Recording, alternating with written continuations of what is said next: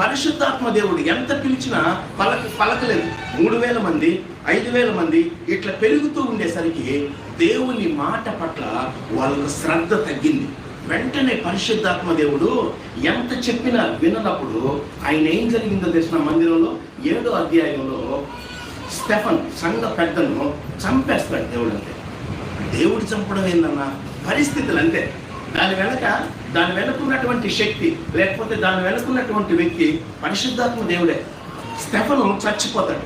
Stefan చచ్చిపోయినప్పుడు 5000 మంది ఉండాలి. మీరు ఏ మందిని చూసుకొని నా మాట వినకపోతున్నారో ఆ మందిని నీ ముందర లేకుండా చేసేసాను అనుకో, సీన్ అర్థమైపోతుంది అందరికీ. నువ్వు ఏ 5000 మందిని నమ్ముకొని నా మాటలు వినలేకపోతున్నావో ఆ 5000 మందిని నీకు కనిపించకుండా చేస్తాననే ఉద్దేశంతో ఏం జరిగితే సంఘంలో ఈ 5000 మంది కనిపించరో పరిశుద్ధాత్మ దేవునికి తెలుసు కదా.